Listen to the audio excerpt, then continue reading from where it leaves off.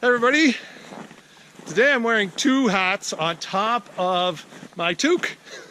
I'm the marketing medic, as you should probably already know, but I'm also the mad trapper. And today I'm out making trail for this Saturday's race. And I got the dogs with me. Fred and Willie are up there somewhere. And Jazzy, there's Jazz. Jazz is 14 years old. She doesn't usually like going on hikes anymore, but today, for whatever reason, she decided she wanted to come. So here she is. Anyways, today's topic is all about vision. All right? And I'm going to talk to you about this because vision is a component of mindset.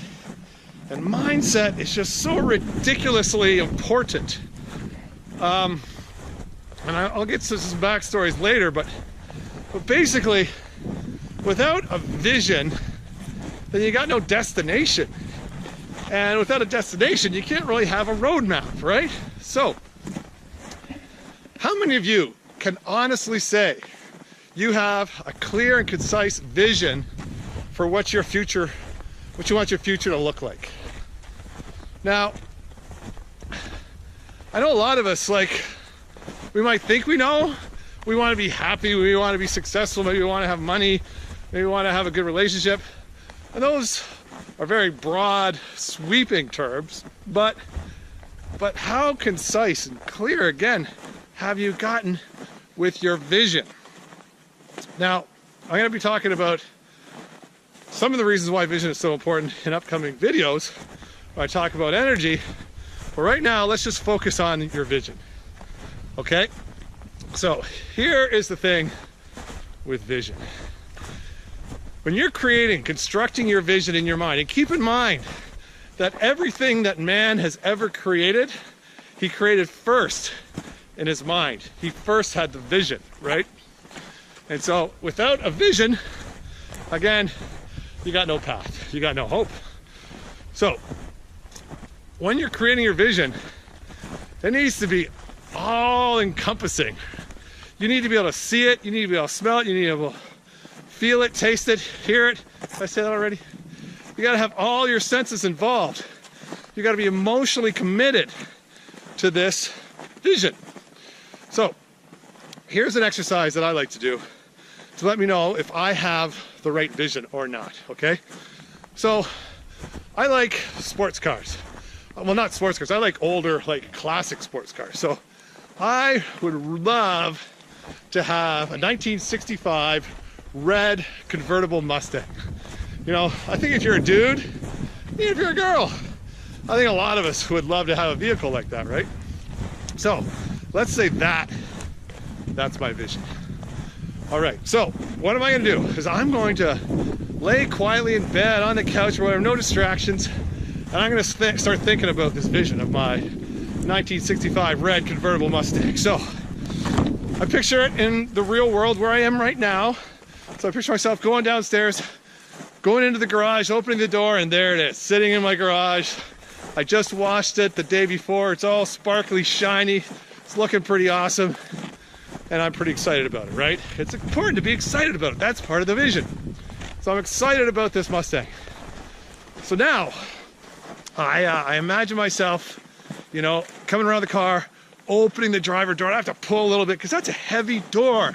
That's when they made cars out of steel, right? It's a heavy door. So I open the door, get in the car, I plop down on the seat, and I just get wafted with that smell of leather, those leather seats, right? It's pretty cool. And I close the door with a loud thud. Again, heavy metal door.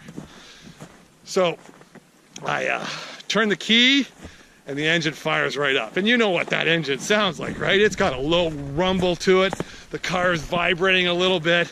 You know, it's a muscle car. It's got some power. Like, yeah, that's what we're talking about. So we got this Mustang, and I look over my shoulder, and I drive out of the driveway. And now, where am I gonna go in my Mustang? I don't know. Let's go up the road. Like 4 kilometers up the road is the lake. So I cruise up the road 4 kilometers. The sun is, I got the top back. The sun's beating down. Got my hand, you know, draped over the steering wheel like a cool guy. And in, 5 minutes, I'm at the lake. So I stopped the car alongside the lake and I'm looking out over the water, and I decided that since this is my vision that my dogs are with me and my canoe is there because I can do that. How are you gonna get a canoe there? It's convertible, I don't know. But anyway, so now I hop in the canoe with my dogs, there's Fred, and we start paddling away. And it's a beautiful day, sun's beating down, Willie's all excited about going for a swim, and we're just psyched. But wait a minute, where am I now? Suddenly I'm in my canoe with my dogs. I'm not in the car anymore. And this is the important aspect of a vision, is how long can you maintain that vision? So for me, that Mustang, all that Mustang was transportation to what I really want. And what I really want is to spend as much time as possible on the lakes in a canoe with my dogs, all right?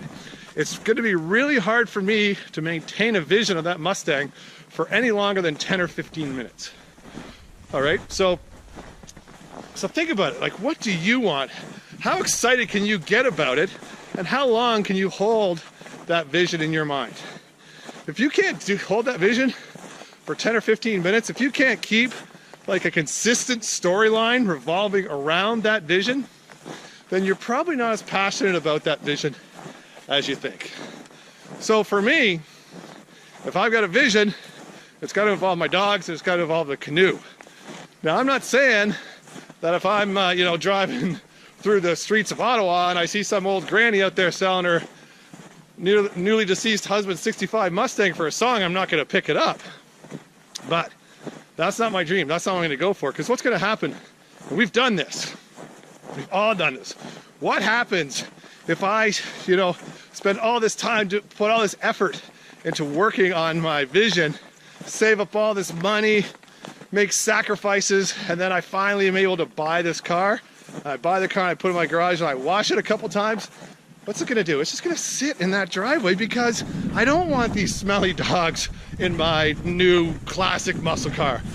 And I can't put a canoe on the roof of a convertible. So what am I gonna use this car for? I'm not the type of guy that likes to lift up the hood and tinker with engines. I'm not the type of guy who just likes to aimlessly drive around and look cool. I don't want to go to auto shows.